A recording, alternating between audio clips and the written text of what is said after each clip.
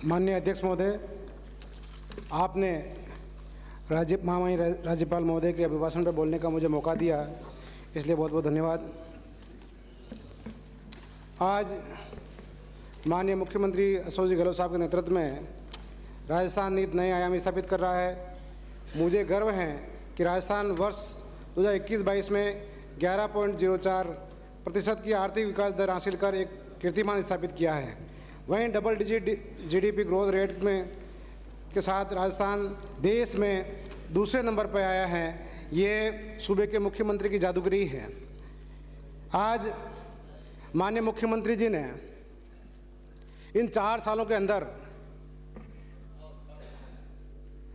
Samuel जी मैं गिलत नहीं जा रहा हूँ, सीधा ही जा रहा हूँ, 4 सालों में जो योजनाएं लॉन्च करी हैं, उन योजनाओं का प्रदेश नहीं पूरे विश्व भर में बखान हो रहा है।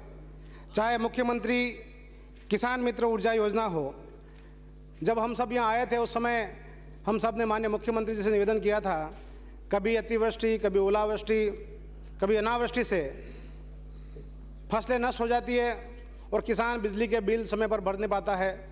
और पूर्ववर्ती भारतीय जनता पार्टी की सरकार के अंदर अभी हमारे पूर्व गणेश गोगरा जी बोल रहे थे कि करंट बिजली के तारों में नहीं आकर के बिजली के बिलों में आता था।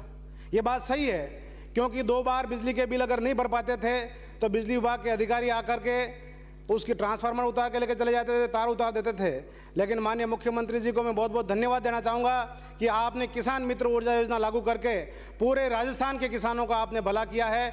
हर बिल के अंदर 1000 रुपये प्रतिमाह आप जमा कर रहे हैं, जिससे किसानों को बिजली भी मिल रही है और उसका बिल भी जीरो हो रहा है। आज वर्ष 2021 में दिसंबर 2022 तक 12,28,000 रुपये किसानों के करीब 1,727 करोड़ रुपए का अतिरिक्त अनुदान दिया गया है, जिससे लगभग 8,93,000 किसानों को बिजली के बिल शून्य आए हैं।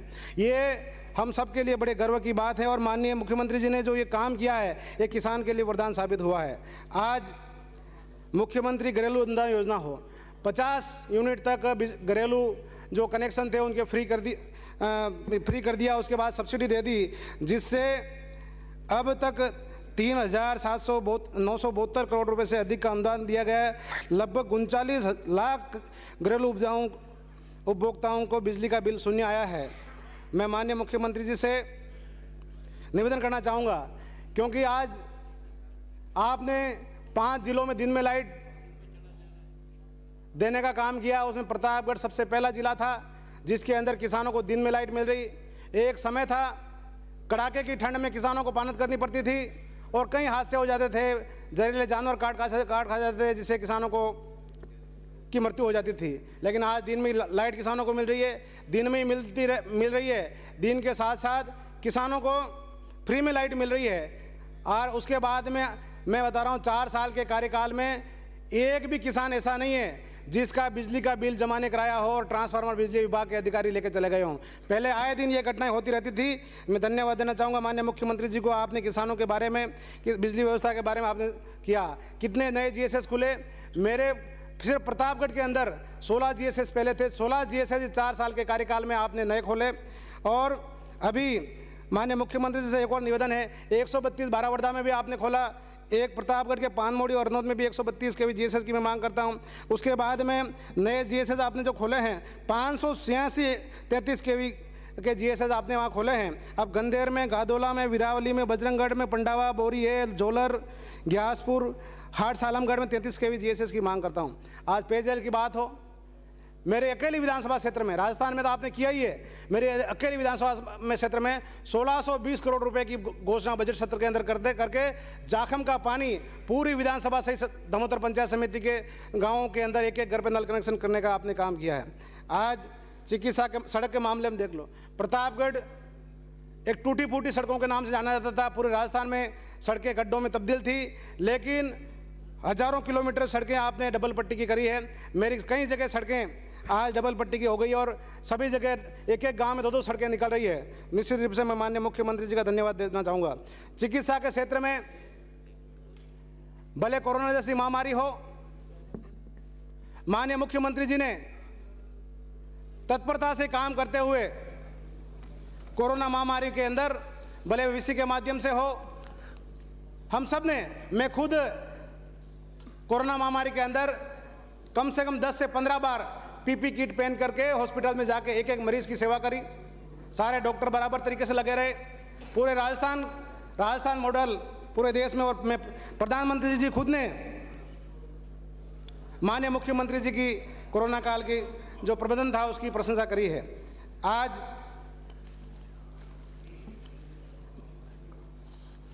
प्रतापगढ़ राजस्थान, पूरे राजस्थान के हर जिले में मेडिकल कॉलेज स्थापित हो रहे हैं। मैं माननीय मुख्यमंत्री जी से निवेदन करना चाहता हूं कि प्रतापगढ़ मेडिकल कॉलेज से वंचित है, इस बार के बजट में हमारे प्रतापगढ़ को भी मेडिकल कॉलेज दिया जाए। और दलोट, सुहागपुरा, चूपना को सीएससी, खेरोट, पानमोड़ी, बड़ी साकली, घोटारसी, लोहारिया, बोरिये को पीएससी की जाए। आज आपने देखा होगा, मैं भाषण में भी कहता हूं कि माननीय मुख्यमंत्री जी ने, एक समय था पूर्ववर्ती सरकार के अंदर लोग पढ़ाई पैसे के अभाव में इलाज नहीं करा पाते थे और अपना जीवन खत्म कर देते थे, लेकिन माननीय मुख्यमंत्री जी ने 10 लाख रुपए चिरंजीवी बीमा योजना के नाम से, मुख्यमंत्री चिरंजीवी बीमा योजना के नाम से लॉन्च करके आज हर व्यक्ति को इलाज मिल रहा है। इस पॉलिसी के अंतर्गत 750 अस्पताल पंजीकृत किए गए हैं। राज्य के लगभग 88% लोग स्वास्थ्य बीमा धारक हैं, जबकि राष्ट्रीय स्तर पर इसका आंकड़ा 41% ही है मज। आज चिरंजीवी योजना के से अब तक 31,58,000 लोगों का इलाज किया जा चुका है, तक कैशलेस उपचार पर 3,725 करोड़ रुपए व्यय किए जा चुके हैं। पूर्ववर्ती सरकार में चिकित्सा एवं शिक्षा स्तर पर केवल 10,000 करोड़ रुपए ही था, इसे बढ़ाकर 20,000 करोड़ रुपए किया गया है। आज चिरंजीवी बीमा योजना के अंदर अब व्यक्ति को ये चिंता नहीं है कि मेरे पास पैसे नहीं हो, मेरा इलाज कैसे होगा। माननीय मुख्यमंत्री जी ने जो योजना लागू करी है, मैं कई बार भाषणों में भी कहा है, मैं भगवान की तस्वीर के साथ साथ एक तस्वीर अशोक जी गहलोत साहब की रखी जाइए, ताकि वो ये जो 10 लाख रुपए का जो इलाज कर रहे हैं उससे लोगों को, गरीबों को कहीं तकलीफ नहीं आ रही है। यहाँ तक कि पहले किसी की मृत्यु हो जाती थी एक्सीडेंट के अंदर, तो मृत्यु हो जाने पर उसके परिवार के लोग, उसके बच्चे अनाथ हो जाते थे, लेकिन अब माननीय मुख्यमंत्री ने कह दिया कि मुख्यमंत्री चिरंजीवी दुर्घटना बीमा योजना, उसके अंदर किसी की मृत्यु हो जाती है तो 5 लाख रुपए तक का इलाज, मेडिकल रिपोर्ट, पोस्टमार्टम रिपोर्ट और उसके मृत्यु प्रमाण पत्र की कॉपी अगर ई मित्र पर जमा कराई जाती है तो 15 से 20 दिन के अंदर उसके खाते में 5 लाख रुपए जमा हो जाते हैं। ये बहुत बड़ा काम है। आज माननीय मुख्यमंत्री जी ने ये सब काम किए हैं। इसलिए शिक्षा के क्षेत्र के अंदर भी उस शिक्षा में वर्ष 2022-23 में कुल 240 नवीन महाविद्यालय खोले गए, जिसमें प्रतापगढ़ के अंदर भी पहले एकमात्र कॉलेज हुआ करता था, 5 नए कॉलेज प्रतापगढ़ के अंदर खुले हैं। उसमें कन्या महाविद्यालय, पीपलखोड़ महाविद्यालय, दलोट महाविद्यालय, नर्सिंग महाविद्यालय और कृषि महाविद्यालय, 5 कॉलेज प्रतापगढ़ जैसे छोटे से जिले के अंदर भी खोले हैं। मैं माननीय मुख्यमंत्री जी का बहुत बहुत धन्यवाद देना चाहूँगा। आज रोजगार के मामले में विभिन्न विभागों में बम्पर भर्तियाँ निकल रही है, जिससे बेरोजगार युवाओं को मौका मिल रहा है। रोजगार गारंटी योजना यूपीए की सरकार में मनमोहन सिंह जी जब प्रधानमंत्री थे, उस समय देखा कि गरीब आदिवासी क्षेत्र के लोग, ग्रामीण क्षेत्र के लोग जिनको रोजगार नहीं मिलता है, उनका जीवन यापन सही तरीके से नहीं हो सकता है, इसलिए रोजगार गारंटी योजना को लागू किया।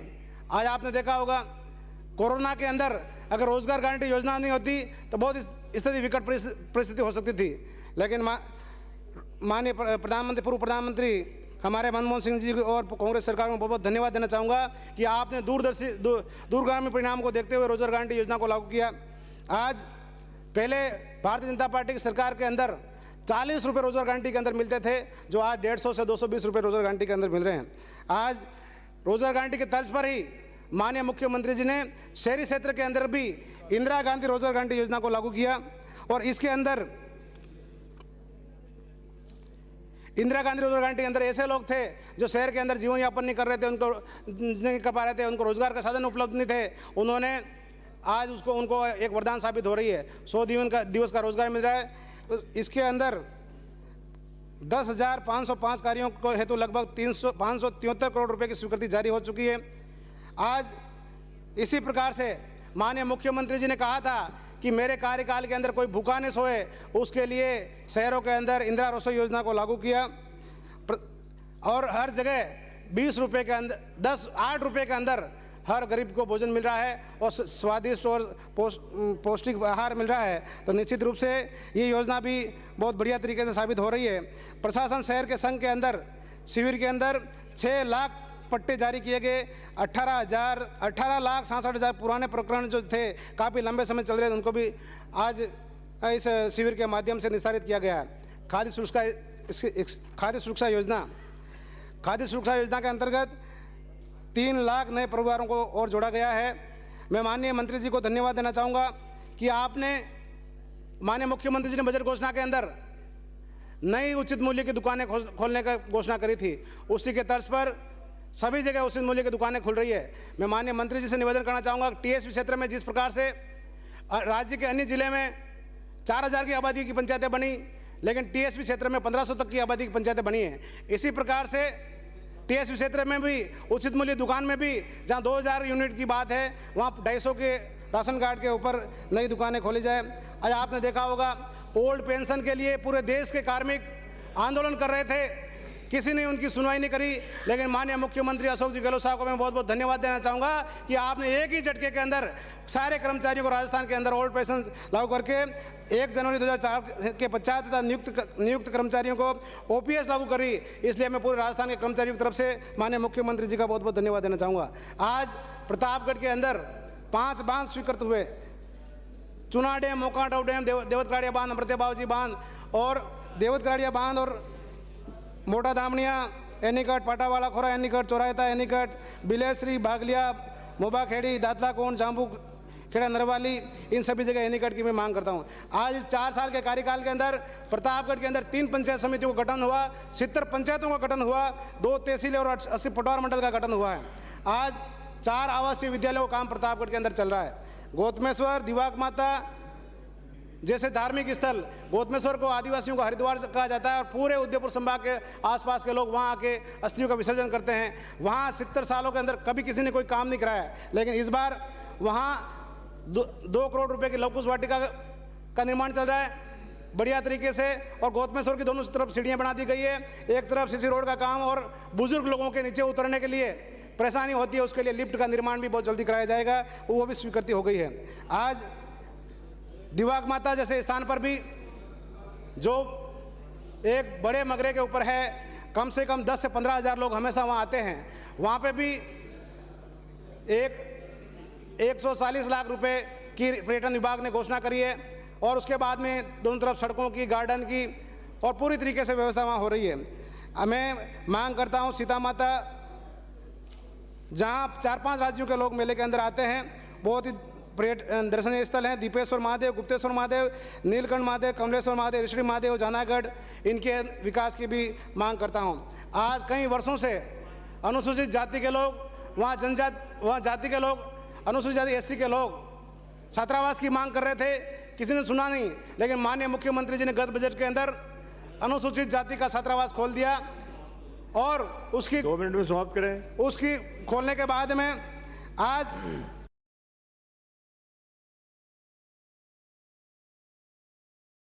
17 जिलों में नई नंदीशालाएं स्वीकृत कर 45 लाख रुपए की राशि आवंटित कर 7 करोड़ 45 लाख रुपए, प्रत्येक पंचायत स्तर पर भी 1 करोड़ 57 लाख रुपए की लागत से नंदीशालाओं का निर्माण करवाया जा रहा है। इसके लिए 600 करोड़ रुपए का प्रावधान किया गया है और 40 संस्थाओं के साथ अनुबंध भी हो गया है। सबसे बड़ी बात तो यह है कि प्रत्येक ग्राम पंचायत पर स्वयंसेवी संस्थाओं के माध्यम से 1 करोड़ की लागत से गो आश्रय बनाए जा रहे हैं। प्रथम चरण में 1500 ग्राम पंचायतों का आश्रय स्थल की स्थापना की जाएगी। इसके लिए 1,377 करोड़ रुपए का प्रावधान किया गया है। जनजाति विकास विभाग की राशि 100 करोड़ रुपए से बढ़ा करके 500 करोड़ रुपए बजट में की थी। मैं माननीय मुख्यमंत्री जी का और जनजाति मंत्री जी का बहुत बहुत धन्यवाद ज्ञापित करूंगा।